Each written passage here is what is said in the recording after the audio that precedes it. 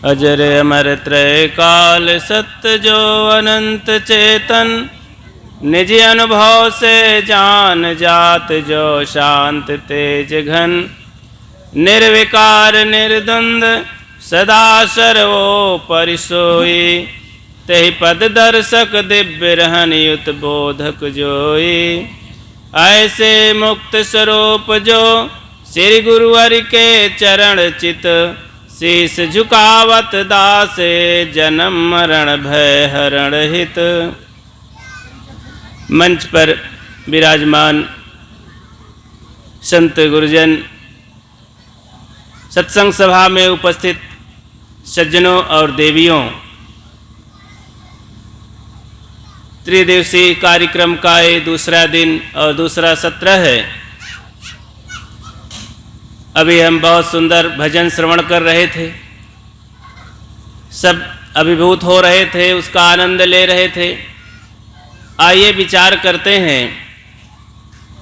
सद्गुरु कबीर का वचन है, सद्गुरु बचन सुनो हो संतो मत लीजय सिर भार, हो हुजूर ठाड़ कहत हो अब तय संभर संभार। इसी पर विचार करें। सद्गुरु बातें बताते हैं, सद्गुरु का वचन सुनो और सिर पर भार मत लो। तीसरी बात बताते हैं कि तुम हुजूर हो, मालिक हो, परमात्मा हो, बस अपने को संभालो और दूसरे को भी संभालो। स्वयं संभल जाओ और दूसरों को भी संभाल लो, क्योंकि हम स्वयं गिरते हैं, दूसरों को गिराने में सहयोग करते हैं। स्वयं अपनी गंदी आदतों में फंसे रहते हैं, दूसरों को भी फंसाने का प्रयास करते हैं। इसके लिए सद्गुरु चार बातें बताते हैं। सद्गुरु संतों की बातों को सुनो और भार मत ला दो इस जीवन में।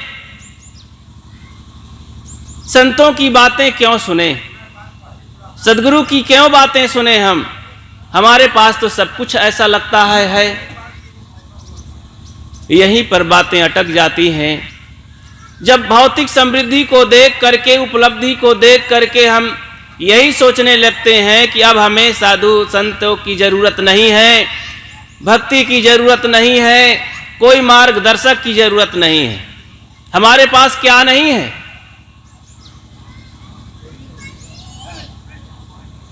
धन है, लड़के बच्चे बहू बेटी सब हैं, घर द्वार है, पद प्रतिष्ठा है, मान सम्मान सब है। आखिर और क्या चाहिए?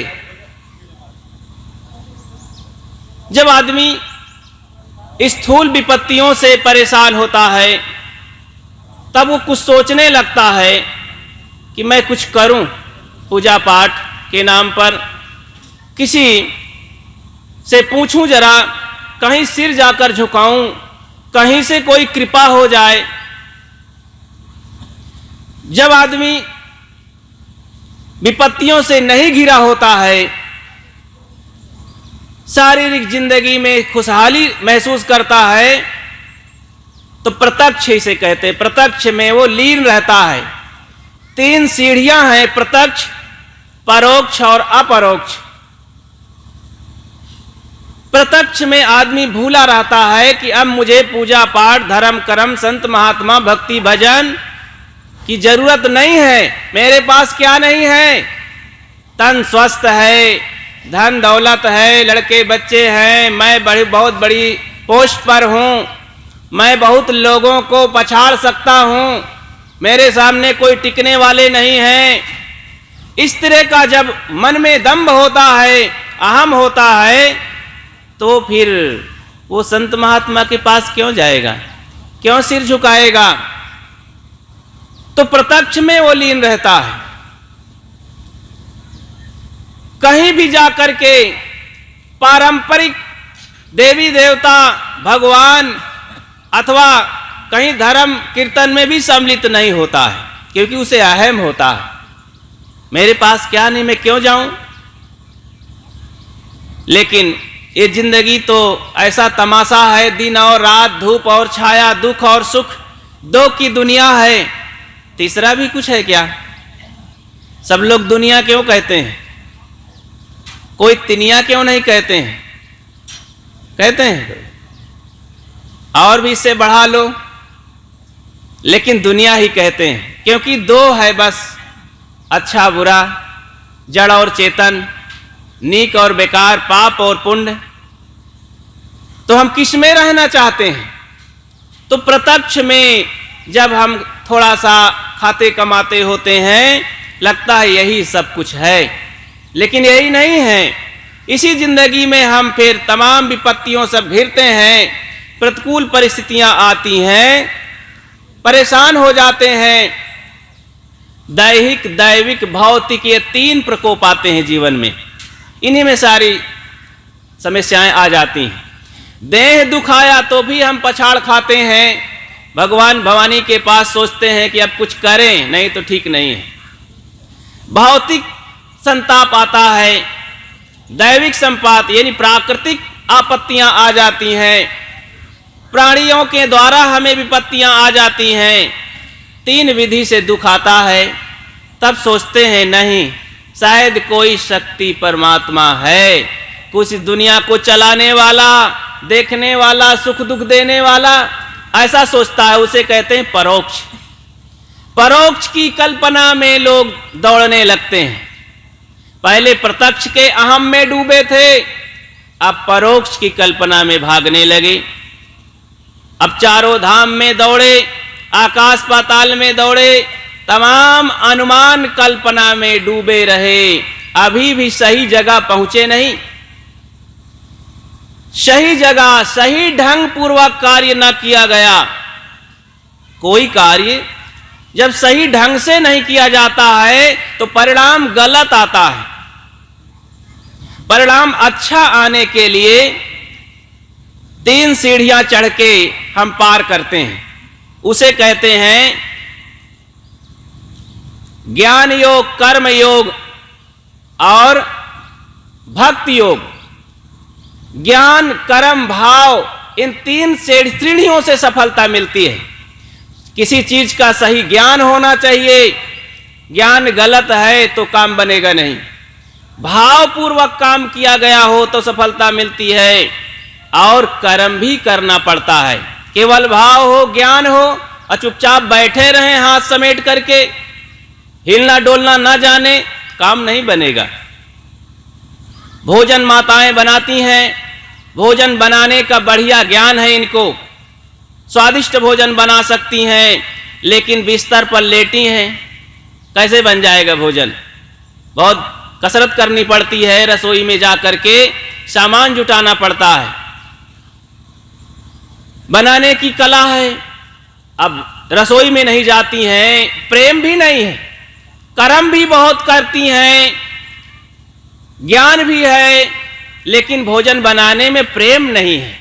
श्रद्धा से, प्रेम से, उत्साह से, भाव से नहीं बना पा रही हैं तो भोजन खराब हो जाएगा। कहीं नमक ज्यादा हो जाए, कहीं भोजन जल जाएगा, कहीं कुछ भूल जाएगा। भोजन बनाने का पूरा ये तीनों ज्ञान है, तीनों उपलब्धियां हैं, जब हम प्रयोग करेंगे तो सफलता निश्चित है। भक्ति के क्षेत्र में, जीवन के कल्याण के क्षेत्र में यही हो रहा है। जीवन जीने का ढंग नहीं है, और ढंग से जीवन क्या हो जाता है? ढोंग बन के रह जाता है, पाखंड बन जाता है, विपत्तियों से हम घिरे रह जाते हैं, उस पूर्णता तक नहीं पहुंच पाते हैं।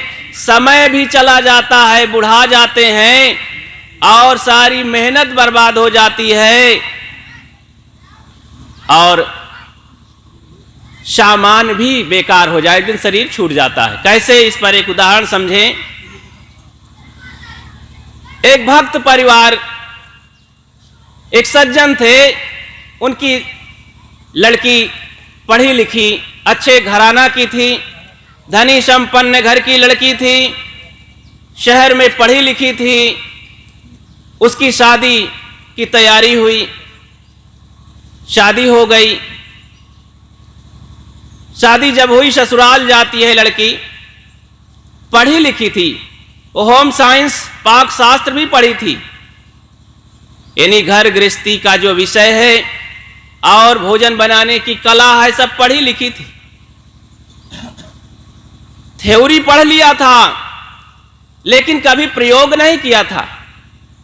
आजकल यही होता है, बच्चे बहुत पढ़ते हैं, उसका प्रयोग नहीं जानते हैं।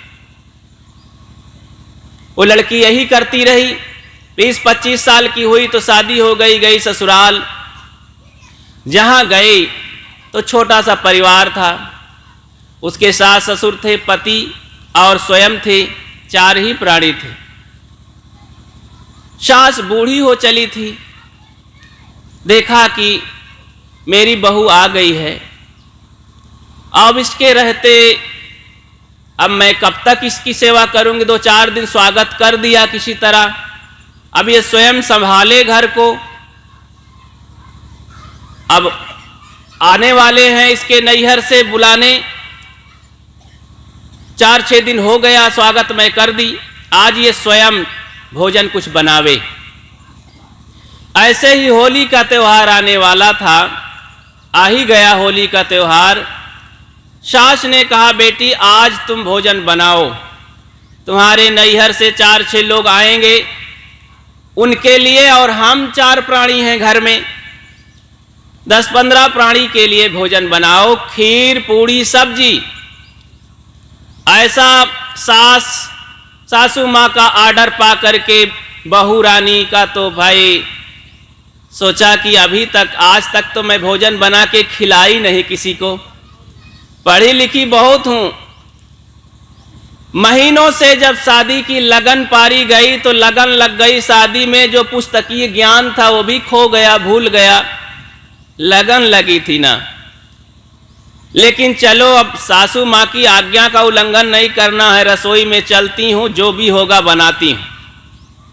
रसोई में चली गई, सासू ने कहा कि बेटी एक चीज का ध्यान रखना, हमारा कस्बे में घर है, बाजार में दुकानें हैं आसपास, आज का जो सामान है, दूध भी है, चावल भी है, चीनी भी है, नमक भी है, ये सब आइटम है, आटा बनाना, खीर सब्जी पूड़ी। खीर में इलायची पीसकर जरूर डालना, इससे सुगंधित स्वादिष्ट खीर बन जाएगी। सब्जी में हींग का छौंक बघार जरूर लगाना, सब्जी स्वादिष्ट बन जाएगी। और पूड़ी बस बढ़िया से खिलाकर बना लेना। गई बाहर, बूढ़ी माँ बैठ गई, अतिथियों के स्वागत में बैठे बैठे मैं वहां स्वागत करूंगी। बहू रानी भीतर भोजन बनाने लगी। अब कभी जब बनाई नहीं थी, केवल पढ़ी थी, अब यहाँ पर वो भूल जाती है, क्योंकि कभी प्रयोग नहीं किया गया जिस ज्ञान का, तो समय आने पर वो खराब ही हो ही जाता है। बनाने लगी भोजन। अब दूध को चढ़ा दिया, अभी दूध खौला भी नहीं था कि चावल डाल दिया। 2 किलो मात्र दूध था, उसमें आधा किलो चावल डाल दिया। खीर बनाने वाली माताएं जानती हैं कि बढ़िया दूध की खीर खाना हो 2 किलो में, अरे 100 ग्राम चावल डाल दो, बस उतने ठीक है, फिर और उसमें पानी और चावल की जरूरत नहीं है। लेकिन वो आधा किलो चावल जैसे ही थोड़ी देर में दूध गायब हो गया, सोख लिया पूरा चावल। और जानते हैं कि रसोई में सफेद सफेद डिब्बे में रखा था, 2 प्रकार के डिब्बे में, वहां पर चीनी नमक दोनों था, तो बिना ट्राई किए, टेस्ट किए, नमक डाल दिया चावल के बराबर। और अंतिम में जब सूखा चावल भात जैसे बन गया, खीर, तो ऊपर से उसमें क्या किया कि हींग का बघार लगा दिया। सोचा कि सासू माँ यही बताई है।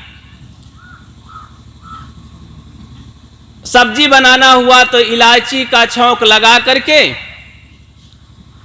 और आलू बैगन सेकने लगी, ऊपर से चीनी डाल दिया नमक की जगह में थोड़ा सा। मीठा पा करके आलू बैगन पका ही नहीं, पानी डाल दिया, पक गई सब्जी, उतारा। अब पूड़ी बेल बेल के डालने लगी ठंडे तेल में। तेल पूरा खौल जाना चाहिए, पोजीशन आना चाहिए, तो पूड़ी डालो तो बढ़िया खिल जाती है। बादामी कलर की लाल पूड़ी निकालो स्वादिष्ट, लेकिन वो वैसे सनसनाती हुई पूड़ी पपड़ी की तरह निकाल लिया। भोजन तीनों आइटम तैयार हुआ। पढ़ी लिखी होने से सजना तो जानती थी। थाली सजा के बूढ़ी माँ को पहले जिमाने के लिए परोस दिया। आइए माता जी। माता भी सोची कि पहली बार इतना सुंदर पढ़ी लिखी बहू के हाथ का भोजन। मुख में पानी आ रहा था। देखना भाई, बहुत पहली बार ऐसी खीर बनाना, खीर खाने के लिए बूढ़ी माँ जल्दी से आई। जैसी बहू हाथ जोड़ी कि माँ जी भोजन करिए, बड़ी खुशी के साथ चम्मच उठाई तो चम्मच जैसे मुख में गया खीर का, जानते हो कितना नमक था? चावल के बराबर नमक डाल दिया था, क्योंकि खीर में चावल के बराबर चीनी डाली जाती है। तो अब इतना नमक ज़्यादा था कि जैसे भेड़ों के मुख में खारी डाली जाती है ना, उसके जबड़ों को ठीक करने के लिए, ऐसे ही उस बूढ़ी माँ के जबड़े ठीक हो गए। नमक खारी खा करके रख दिया खीर। अरे तो गड़बड़ हो गया, नमक पड़ा है। सब्जी में हाथ लगाया कि चलो अपना घर है, सब्जी खा के पेट भर लेंगे। एक कटोरी सब्जी पकी नहीं, आलू बैगन, उसे भी छोड़ दिया। पूड़ी ही खा करके एक गिलास पानी पी लेंगे। बड़ी संतोषी माँ थी, तो अपनी घर की बात किससे कहने जाएं। पूड़ी में जब तोड़ने लगी तो टूटे नहीं, बिना दांत की बुढ़िया थी। दांत थे नहीं, तब भोजन किया नहीं गया। मन में थोड़ा आवेश क्रोध आया और चली रसोई की ओर। जाती हूँ, अपने से बना के खाती हूँ। वहां गई तो सामान ही नहीं, क्योंकि आज ही भर का सामान सब था। अब फिर से दुकान से लाना पड़ेगा। तब पीछे मुड़ के देखती है तो बहू रानी भी वहीं खड़ी थी, आंखें चार होती हैं। तब समझ जाती है। तब तक मैं बहू भी खा के टेस्ट कर लिया था कि खीर में तो नमक चला गया है बहुत। तब सासू माँ ने कहा, ये क्या हुआ बहू रानी? बहू कहती, माँ जी क्षमा करें, मैं आज तक बना के खिलाई नहीं कभी को। पढ़ी लिखी तो बहुत थी। तब सास कहती है, बेटी बहू रानी, अब मैं तुझे क्या कहूँ? तेरे इस ढंग से जिस तरह तू बनाया है भोजन, इस तरीके से जानते हो 3 प्रकार का नुकसान होता है। एक, सारा सामान खराब हो गया। तेरी जो मेहनत है 3-4 घंटे की, ये सारा श्रम खराब हो गया। और जो समय है खराब हो गया। जो मेहनत किया तूने वो भी सब बेकार हो गया। समय, श्रम और सामान बर्बाद हो गया। किसी का पेट नहीं भरा बंधुओं। ऐसा क्यों हुआ? क्योंकि ढंग पूर्वक काम नहीं किया गया। भोजन बनाने का ढंग ना होने से भोजन बर्बाद हो गया। ऐसे ही मानव जीवन मिला है। मानव जीवन एक क्या है? इसमें समय है, लंबा समय। लोग 90 साल 100 साल जी के चले जाते हैं, तब पर भी भजन के माध्यम से सुख शांति नहीं कमा पाते हैं। ये भजन और शांति का जो भोजन है, इसे नहीं बना पाते हैं। इतना लंबा समय मिला, फिर ये जो मानव जीवन सुंदर सामान मिला, सामान भी धीरे धीरे बूढ़ा हो रहा है, घिस पिट रहा है। सारे नट बोल्ट ढीले हो जाते हैं इसके। कान से सुनाई नहीं देता, आंखों से दिखाई नहीं देता, हाथ पार चलते नहीं हैं, और कुछ सोचने की दम नहीं रह जाती है। पेट में कुछ भोजन पचता नहीं है, न सत्संग अच्छा लगता है, न ध्यान भजन अच्छी लगती है। तो ये सामान भी धीरे धीरे खराब हो रहा है, क्योंकि ढंग पूर्वक नहीं। सदगुरु कहते हैं, ये मानव जीवन एक सुंदर फूल रखने की टोकरी है। दया, क्षमा, शील, संतोष, धीर, विचार, विवेक, भक्ति, ये सुंदर सुंदर वस्तु में पौष्टिक चीजें रखने की चीज है। लेकिन काम, क्रोध, लोभ, मोह, राग, द्वेष, ईर्षा, घृणा, यही गंदगी भर लेते हैं। इस मानव जीवन की टोकरी में, हृदय रूपी टोकरी में यही तो सारा मसाला है। इसे निकाल फेंकना होगा, इसे पवित्र करना होगा। जब तक ये हृदय की गंदगी साफ नहीं होगी, इसमें सुंदर सुंदर फूल नहीं खिलेंगे दया, क्षमा, भक्ति, विवेक, वैराग के, तब तक कोई सुगंधी आने वाली नहीं। आप कहेंगे सुगंधी क्या है? अरे ये शांत की सुगंधी, प्रसन्नता की सुगंधी, निश्चिंतता की सुगंधी, टेंशन रहित जीवन की सुगंधी जो महसूस हम कर रहे हैं, यही तो सुगंधी है। और दुख, परेशानी, रात दिन टेंशन, नींद ना आना, यही तो दुर्गंधी है। अपमान, प्रशंसा महसूस कर रहे हैं हर समय दुविधा, भ्रम, अंधविश्वास में जी रहे हैं, यही तो गंदगी है। सब समय यही तो हो रहा है। नींद नहीं आ पा रही बिस्तर पर, क्योंकि दुर्गंधी है ना। तो सुगंधी जीवन से निकले हमारा जीवन बोलना चाहिए। पूज्य साहब जी जैसे समझा रहे थे, व्यवहार और परमार्थ कोई अलग अलग चीज नहीं है। एक का काम करने लगो, दूसरा काम बनने लगता है। राम के विषय में जानना आरंभ करो तो रावण का विषय अपने आप मालूम हो जाता है। रावण को जानने लगो तो राम की भी ताकत समझ में आती है। अब दोनों में से एक भी पता नहीं है, दुविधा में दोनों गए, माया मिली न राम। सोचते हैं कि आत्मा सही है, भजन सही है कि भगवान सही है, क्या सही है, दुविधा में पड़े। अल्लाह सही है कि भगवान सही है, ईश्वर सही है कि ब्रह्म सही है। इस तरह की दुविधाओं में अनुमान कल्पना में पड़े। सदगुरु वचन सुनो हो संतो। सदगुरु से, संतों से क्या लाभ है आखिर? यहां पर सदगुरु बोल दिया, इस पर भी थोड़ा सा सबको चिंतन करना चाहिए। जो सत शब्द जुड़ा हुआ है, क्योंकि गुरु बहुत होते हैं। गुरु तो घर ही में है, माता पिता गुरु हैं, भाई बंधु गुरु हैं, बहुत। अब जान लीजिए पूरा समाज ही, हमारी पूरी सृष्टि ही गुरु है। कहाँ कहाँ से हम क्या क्या नहीं सीखते हैं। तो सिखाने वाले, जो कुछ व्यवहार परमार्थ की सीख देने वाले लोग हैं, सब गुरु हैं। और कुछ सिखाते हैं। यहाँ पर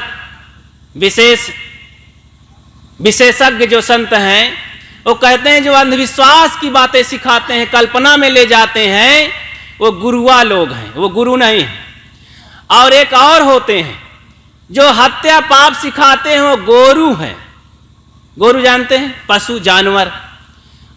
वो कहते हैं आओ हमारे पास और इतना शराब लाओ, अंडा लाओ, मुर्गा लाओ, तुम्हारा रोग सब दूर हो जाएगा। अपनी भवानी को, अपने देव स्थान को, देवता को बुलाते हैं, इतना झंडा लाओ, गाड़ो। तो हिलाते हैं सिर और उछलते कूदते हैं और कहते हैं मैं गुरु हूं सबका, मेरे बाप दादा गुरु थे। तो देवता बुलाते हैं, भूत भवानी शैतान। तो ऐसे लोग जानवर हैं, पशु की तरह जिंदगी जी करके हत्या पाप का प्रचलन कराते हैं, सिखाते हैं, लोगों के द्वारा डरवा करके, धमका करके पाप करा देते हैं। ऐसे लोगों के पास कभी मत जाओ, गोरु और गुरुआ के पास मत जाओ। गुरुओं में रहो अथवा सदगुरु के पास चलो। सदगुरु सत्य की बात बताता है, बोध की बात बताता है, जैसा है वैसा बात बताता है। जो जैसा है निर्णय देता है, न्याय की बात बताता है। वह अनुमान कल्पना में नहीं पड़ता है। अनुमान कल्पना की बात कैसे होती है, इस पर भी एक उदाहरण के माध्यम से समझें। 4 लोग जा रहे थे कहीं मेला उत्सव में, चलते चलते चलते चलते काफी दूर हुआ। सोचते हैं पहुंच नहीं पाएंगे, रास्ते में ही थोड़ा से विश्राम कर लिया जाए, अंधेला हो गया है। उसमें थे 4 तरह के लोग भी थे। एक मुस्लिम भाई थे, एक ईसाई थे, एक हिंदू थे, पंडित जी, और एक यादव जी थे। 4 तरह के मित्र थे। सोचे चलो बिल्कुल ठीक है, रह जाया जाए यहाँ। जैसे ही बैठे और लेट गए, एक कहता है भाई भूख लगी है, नींद नहीं पड़ेगी, कुछ खा लिया जाए। एक कहता है देखो भाई, अब तमाम तरह के आइटम, खीर पूड़ी सब्जी भजिया समोसा पकौड़ी पापड़ बनाएंगे तो बड़ा समय लगेगा, सुबह चलना है मेला। ऐसा करो कोई एक आइटम बना लो। यादव जी बोल पड़े कि देखो भाई दूध का इंतजाम मैं करूँगा, खीर बनाओ। पंडित जी कहे बिल्कुल यही तय हो गया। पंडित जी कहे बनाऊंगा मैं, रसोई बर्तन तैयार करता हूँ। ईसाई और मुसलमान को कहे, मुस्लिम को कि जाओ सामान लाओ बाजार से, चीनी, गरी, चिरौंजी इत्यादि मेवा, चावल। और यादव जी दूध को चले गए, चारों काम में लग गए। फटाफट सामान इकट्ठा हुआ, पंडित जी बनाना चालू किए। बहुत बढ़िया खीर बनाए, इतनी अच्छी खीर कि क्या कहें। अब वो 20 मीटर तक उसकी सुगंधी जा रही थी। ढक्कन लगाए ही थे, तैयार हुई। बोले आओ तीनों लोग बैठ जाओ, मैं कराऊंगा भोजन, आप लोग पंगत लगाओ। थाली लेकर बैठ गए। जैसे ढक्कन खोले तो सुगंधी जब आई, इलायची सुंदर सुगंधी की, स्वादिष्ट, तो पंडित जी के अंदर लोभ आ गया। इतनी अच्छी खीर मेहनत करके बनाया हूं, इन तीनों को खिला दूंगा, बचे कि ना बचे मुझे। मन में लोभ आया पंडित जी को, और सोचे कि नहीं नहीं कुछ चालाकी करना है, लोभ पाप का बाप है। पंडित जी सोचे, झट से तिकड़म लगाए। बोले एक बात है, एक एक चम्मच मिलेगी, एक एक करछुली, और एक करछुली मैं भी खाऊंगा, घबराइएगा नहीं। तो बोले चलो भाई जैसी आपकी मनसा हो। अब ये खीर जो बचेगी इस सिकहर छींके में हम रख देते हैं पतीली को, कल सुबह खाएंगे। जो सबसे अच्छा सपना देखेगा, सपना जो सबसे अच्छा सपना देखेगा वही खाएगा। तय हो गई शर्त। पंडित जी की बात मान लिए, कौन न मानता भाई, वो मनाने का ढंग जानते थे। अब तीनों एक एक करछुली खा करके पंडित जी भी खा लिए। अब पेट का न हुई न मुंह का, अब पेट थथोलते रहे, लेट गए तीनों। और उन तीनों को तो नींद आ गई, पंडित जी को और मुस्लिम और ईसाई भाई को। यादव जी तो भाई थरिया भर खाए वाले, अब वो कैसे उनको नींद आवे। करवटें बदलते रहे इधर उधर रात भर। जब 12 बजे देखते हैं कि टंगी है पतीली ऊपर, अब ये सो रहे हैं तीनों। अब बिना खाए रहा नहीं जाएगा, नींद तो आएगी नहीं। चलते हैं देखते हैं, रहा नहीं गया, उतारे खीर और थाली में परसे ठंडी खीर और खा गए सब खीर। लेटे तो नींद आ गई। अब उधर पंडित जी सुबह ही जागे, 6 बजे जग गए, देखे कि सब सो रहे हैं। मुस्लिम मौलवी साहब को जगाए, उठना भाई। उठे, आंख मींजने लगे। बोले कौन सा सपना देखा? बोले सपना देखा हूं कि 5वें तपक पर खुदा के साथ मैं टहल रहा हूं। ओ इतना अच्छा सपना कि खुदा के साथ तुम टहल रहे हो। खुदा के तो लोग दर्शन भी नहीं पाए हैं, और आप टहल रहे उनके साथ 5वें तपक पर आसमान में। बहुत अच्छा सपना, लगता है आप ही खीर खाएंगे भाई, आपका अच्छा सपना है। चलो उनको भी, ईसाई भाई को जगाए, तुम बताओ तुम्हारा सपना कैसा रहा। उसने कहा कि मैं 7वें तपक पर आसमान में संत ईसा प्रभु के साथ टहल रहा था, उनके जंघे पर सिर धर के सो रहा था। कहीं ओ तुम तो 2 तपक और बढ़ा दिए आसमान में, तुम्हारा सपना और महत्वपूर्ण हो गया, लगता तुम्हारे हिस्से में खीर चली गई।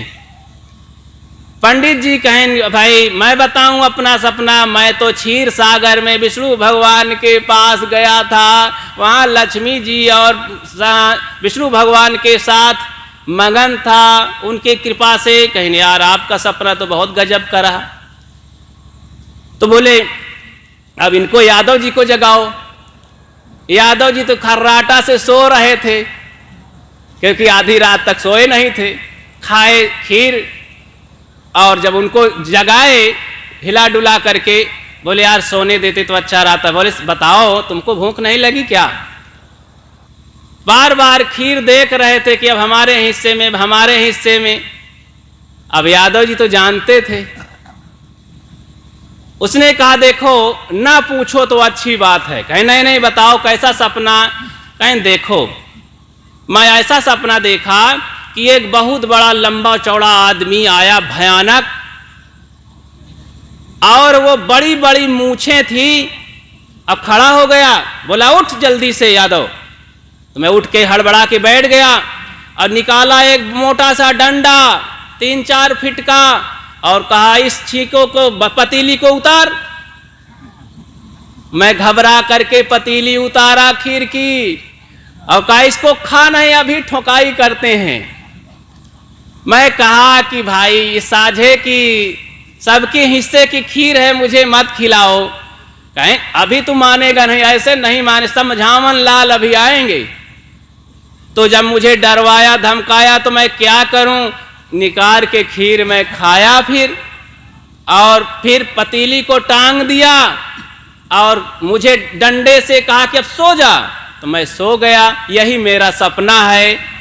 मौलवी पंडित जी कहे नहीं नहीं तू झूठ बोलता है। क्यों जी, खीर जब खाने लगा तो हमको क्यों नहीं बुलाया? यादव जी ने कहा कि मैं तुमको कहाँ ढूंढने जाऊं, ये महाशय मौलवी साहब तो 5वें तपक में रहे, अब ये तो 7वें तपक में रहे, तुम क्षीर सागर में रहे, मैं जाऊं तो कहाँ जाऊं? अकेले परेशान था, खीर खा गया।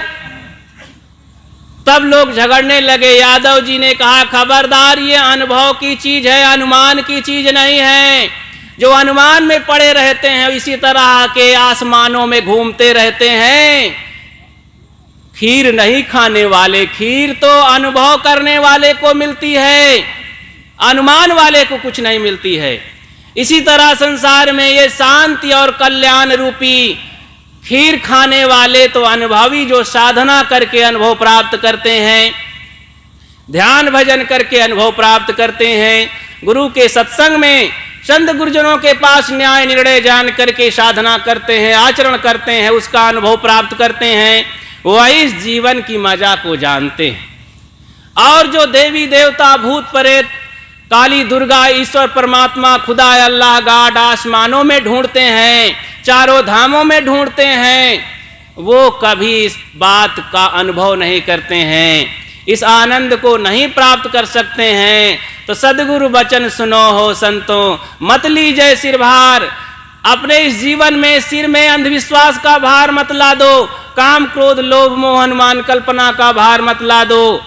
अरे तुम हाजिर हुजूर हो, सदगुरु कहते हैं हो हुजूर, तुम हजूर हो, मालिक हो, परमात्मा हो। ये हजूर शब्द से परिचित तो हैं सब लोग ना।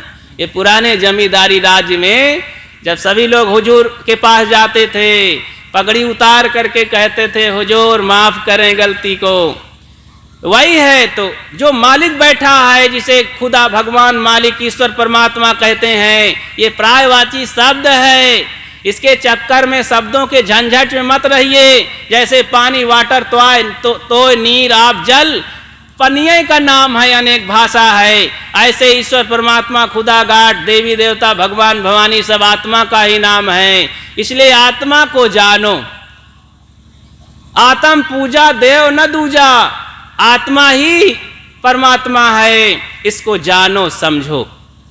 सदगुरु कहते हो हुजूर ठाड़ कहत हो, अब तय संभर संभार। तुम हुजूर हो, मालिक हो, परमात्मा हो। अपनी सत्ता को अपनी ताकत को न जान करके हम ऐसा ही भेड़िया धसान में पड़ गए हैं, ऐसा हम उपासना जड़ उपासना में पड़ गए हैं, तमाम सामान्य लकीरों में फंस गए हैं। अपनी सत्ता को जागृति को आगे जगाते नहीं। सबको जग जाने की जरूरत है। जो जागल सो भागल हो रमैया राम, सोवत गैल बिगोय हो रमैया। जैसे व्यवहार और परमार्थ की चर्चा कर रहे थे पूज्य साहब जी, वही सब बातें जो आदमी व्यवहार में जगा हुआ है वो परमार्थ सिद्ध कर रहा है। जो परमार्थ सिद्ध कर लिया है वो व्यवहार में अच्छे ढंग से जीता है। परमार्थवादी कभी व्यवहार में गलती नहीं करता है, उसका उल्लंघन नहीं करता है। एक विशेषज्ञ पहुंचा हुआ आत्मलीन पुरुष, क्या वो शिष्टाचार में उल्लंघन करता है, पीछे रहता है क्या? दयालु क्षमालु आदमी, धैर्यवान और आत्मचिंतन जो करने वाला व्यक्ति है, सद्गुणी है, तो क्या शिष्टाचार में, खान पान में, बोलने बतियाने में कैसे लापरवाही करता है क्या? नहीं, वो तो और अच्छे ढंग से अपने व्यवहार को पेश करता है और प्रकाशित कर देता है दूसरे को। केवल प्रभावित करने के लिए संतों का आचरण नहीं होता है, प्रकाशित कर देते हैं दूसरे को। जस कथनी तस करनी, जस चुंबक तस ज्ञान। सदगुरु कहते हैं जैसी कथनी है वैसी करनी जब होती है तो चुंबकीय ज्ञान हो जाता है। इसलिए सबको ज्ञान के अनुसार आचरण करना चाहिए और सदैव देखते रहना चाहिए। बैठो सुबह शाम जो भी समय आपको निकले, खेत खलिहान में हो, कहीं हो, दोपहर हो, जो भी समय हो, जितने समय निकले बैठ जाओ, आंख मूंद लो और होश करो कि मेरा जीवन कैसा है, मेरे में कितनी कमियां हैं, कितनी बुराइयां हैं, मैं क्या सोच रहा हूं, और उसे निकाल फेंको कमियों को। मैं क्या सोच रहा हूं, आज दिन भर मैं किसके साथ कैसा व्यवहार किया, कितना मैं झूठ बोला, कितना गलत काम किया, कितना सही किया, जरा उसको निर्णय करो, छानो, विचारो, फटको, पछोरो थोड़ा सा तो सार निकलेगा। और गलती है तो प्रतिज्ञा करो कि आज से गलती नहीं होगी। यही ध्यान होगा, सुमिरन होगा, भजन होगा। नहीं तो भाई सुधार कुछ नहीं है। दिन भर माला फेरते हैं, मंदिर में घंटों पूजा करते हैं, लेकिन तम्बाकू रगड़ के खा लेते हैं। आते ही मंदिर में घंटों पूजा किए, लेकिन आए घर पति पत्नी में झगड़ा किए, मारकूट कर लिए, भाई भाई में झगड़ा कर बैठे, छल कपट कर लिए, दुकान पर गए, पूजा किए और देवता को बंद कर दिए फाटक में, खिड़की में, और लगे ग्राहकों को ठगने, माल में मिलाने गलत ढंग से। ये कौन सी पूजा है? ये झूठी पूजा सुख देने वाली नहीं है, जीवन में बदलाव लाने वाली नहीं है। बंधुओं, ज्ञान के अनुसार आप आचरण करें। हमारा जीवन बोलना चाहिए कि वास्तव में ये आदमी पुजारी है, ये भजनानंदी है, ये भक्त आदमी है। कोई यह ना कहे कि भक्त हैं लेकिन कैसे भगत हैं भाई। दिन भर कुछ माला टारते हैं लेकिन झूठाई में, बेईमानी में पीछे नहीं रहते हैं। इनके हाथ का तो पानी भी पीने लायक नहीं है, भगत आदमी है, कैसे आदमी है। अरे सफाई स्वच्छता से रहो। तो ये सब जो नियम है, इस नियम के अनुसार, ज्ञान के अनुसार चलो तो आप हुजूर हैं, मालिक हैं, परमात्मा है, जगह जगह उसको आप अंधेले में न ठठोलें, खोजें। आप महसूस करें, अनुभव करें कि मैं हूं, खुदा हूं, मालिक हूं। हो हुजूर, ठाड़ कहता हूं। सदगुरु अपना एक चैलेंज देते हैं कि मैं भीड़ में, चौराहे में खड़ा होकर कहता हूं कि आत्मा ही परमात्मा है, तुम्हारे अंदर रहने वाला तुम ही हो हुजूर, तुम अपने को समझो जरा। अब तय संभार, बस अपने को संभाल लो। हम अपने को संभाल ही नहीं पा रहे हैं, भटक रहे हैं, थोड़े से लालच में गिर जाते हैं। मन हमारा थोड़ा सा लालच किया, गिर गए आचरण में, गिर गए गलत खान पान में, गिर गए दोष दुर्गुण में, गिरते रहते हैं। दिन में हम कितना गिरते हैं दुष्कर्मों में, गलत कर्मों में। अरे भाई इतना जान लें, भजन बहुत बड़ी अजीब चीज नहीं है।